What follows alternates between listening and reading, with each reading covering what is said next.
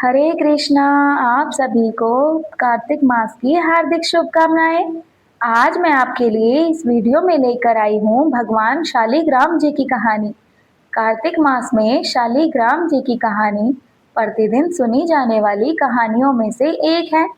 उसके अलावा कार्तिक मास में देवउठनी एकादशी पर जब हम तुलसी जी का विवाह भगवान शालिग्राम जी से करते हैं तो उनके इसी रूप से तुलसी जी का विवाह किया जाता है। तो कृपया कथा को अंत तक अवश्य देखिएगा। तो आइए सुनते हैं शालिग्राम जी की कहानी।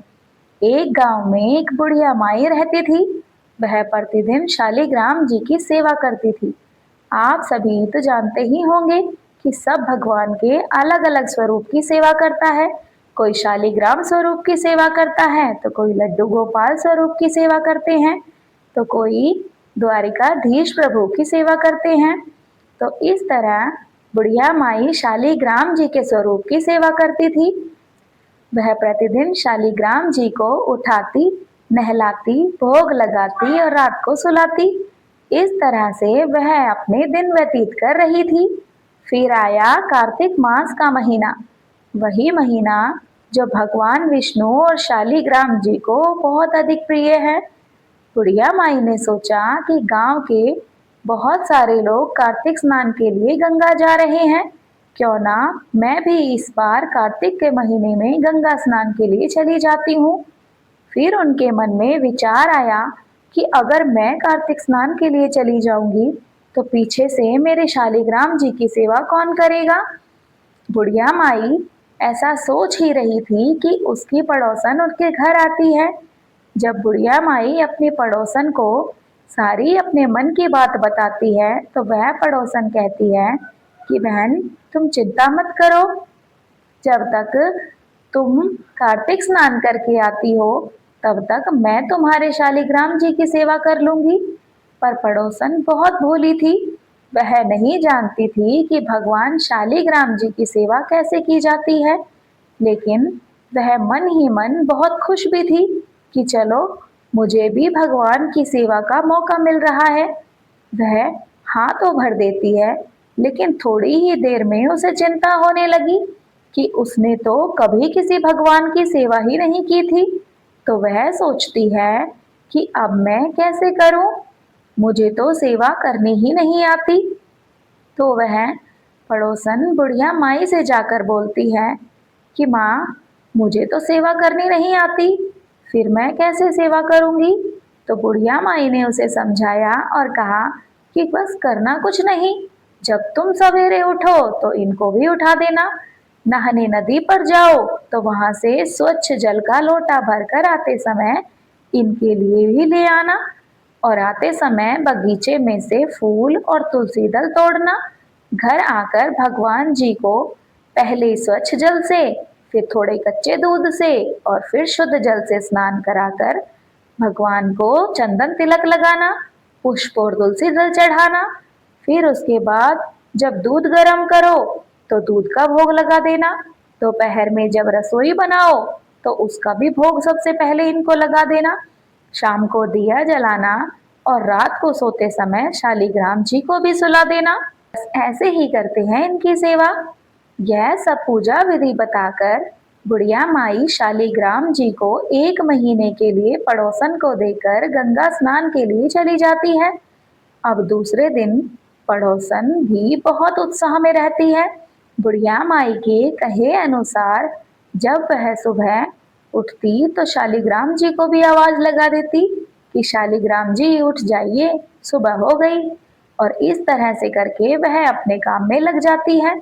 अब जब वह नदी नहाने जाती तो एक लोटा लेकर जाती और नहा के आती तो वहां से स्वच्छ जल का लोटा भर लाती। आते समय बगीचों में से फूल और तुलसी दल भी तोड़ कर ले आती।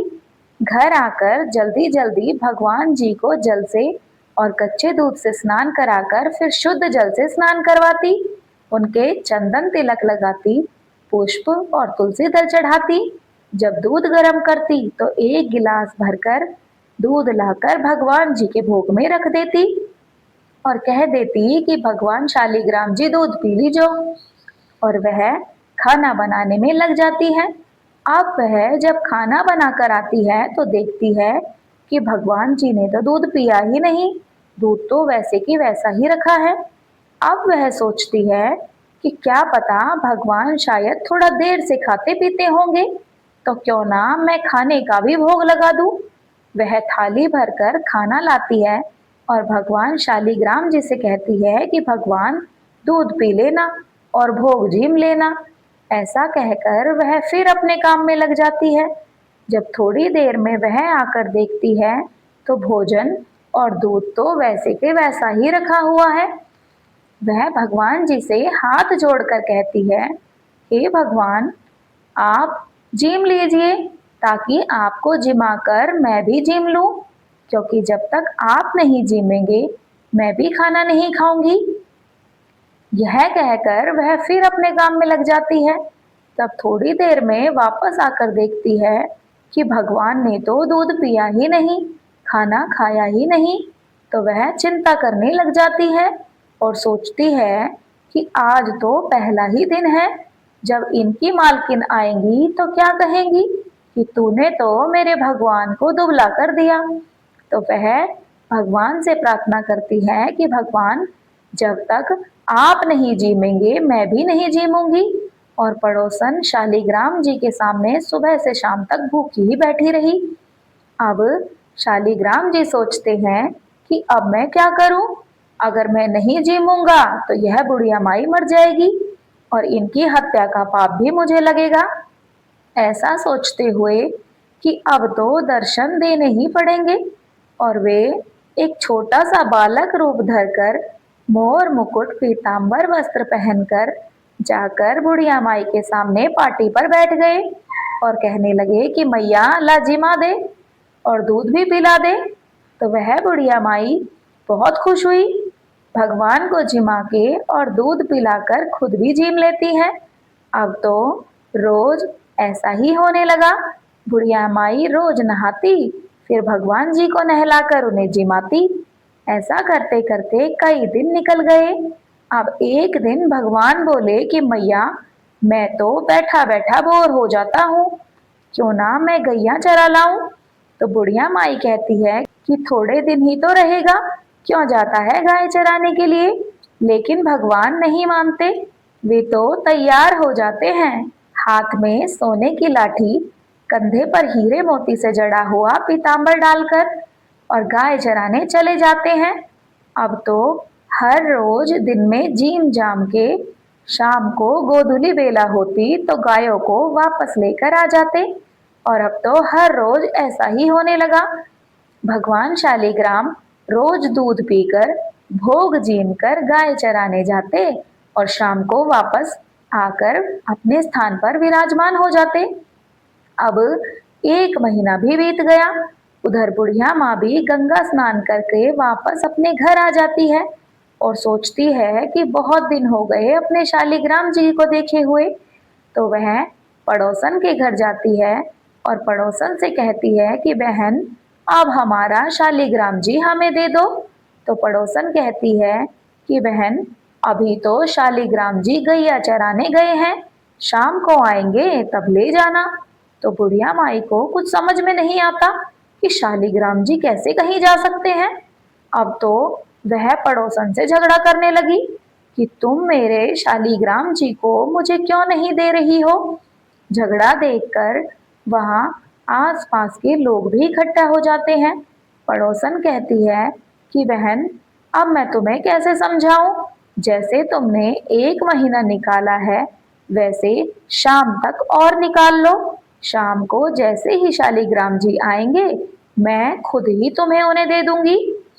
लेकिन किसी को भी कुछ भी समझ में नहीं आ रहा था कि पड़ोसिन क्या कह रही है।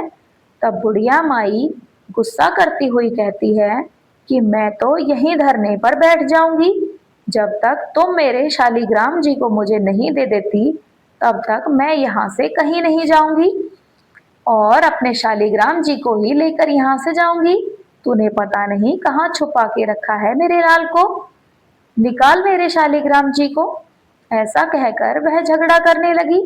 अब पड़ोसन बार बार उसको समझाती और कहती कि शाम को शालिग्राम जी गाय चरा के आएंगे तो तुम ले जाना। पर कोई भी उसकी बात समझ नहीं पा रहा था। अब शाम हो जाती है इस तरह से करते करते, और भगवान जी भी गाय चरा कर आ जाते हैं। गायों को तो वे उनकी जगह पर छोड़कर पड़ोसन के घर में आकर मंदिर में विराजमान हो जाते हैं। अब जैसे ही पड़ोसन देखती है कि शालिग्राम जी आ गए, तो वह बुढ़िया माई से कहती है कि अब ले जाओ अपने शालिग्राम जी को, आ गए हैं। तब बुढ़िया माई कहती है कि शालिग्राम जी कैसे ही कहीं जा सकते हैं, यहीं कहीं इसने छुपा के रखा होगा और देने का मन नहीं होगा, इसलिए बहाना बना रही थी। बुढ़िया माई की ऐसी बातें सुनकर पड़ोसन की आंखों में आंसू आ जाते हैं, और वह शालिग्राम जी के पैरों में गिरकर कहती है कि हे शालिग्राम भगवान, जैसे आपने मुझे अपने स्वरूप का दर्शन दिया, वैसे भी इनको भी अपने स्वरूप का दर्शन दो, नहीं तो ये मुझ पर हमेशा ही आपको चोरी का आरोप लगाती रहेंगी और इस अपमान को मैं बर्दाश्त नहीं कर सकूंगी। उनकी करुण पुकार सुनकर भगवान जी उसकी बात मानकर मोर मुकुट पीतांबर रूप धरे हाथ में सोने की लाठी लेकर बुढ़िया माई को दर्शन देते हैं। अब जैसे ही बुढ़िया माई देखती है भगवान शालिग्राम को मूर्ति से प्रकट होकर बाल स्वरूप में, तो बुढ़िया माई तो भौचक्की रह जाती है। उनकी दोनों आंखों से झरझर आंसू बहने लगते हैं। बुढ़िया माई भगवान के और पड़ोसन के दोनों के पैरों में गिर जाती है और कहती है कि मैं तो इतने दिनों से सेवा कर रही थी, पर मुझे तो भगवान ने कभी दर्शन नहीं दिए, और तूने 1 महीना ही सेवा की और सच में भगवान के तुझे दर्शन हो गए। मैं तो मूर्ति मानकर भगवान की सेवा करती थी, और तूने तो असल मानकर भगवान की सेवा निर्मल मन से सच्चे हृदय से की है, तो भगवान ने तुम्हें दर्शन दिए, और तुम्हारे पुण्य प्रताप से आज मुझे भी भगवान के दर्शन हो गए। हे भगवान शालिग्राम, जैसे आपने उनको दर्शन दिए वैसे सबको दर्शन देना। कथा अधूरी हो तो पूरी करना, पूरी हो तो मान करना। कथा कहने वाले, सुनने वाले, होकारा भरने वाले सबकी मनोकामनाएं पूर्ण करना।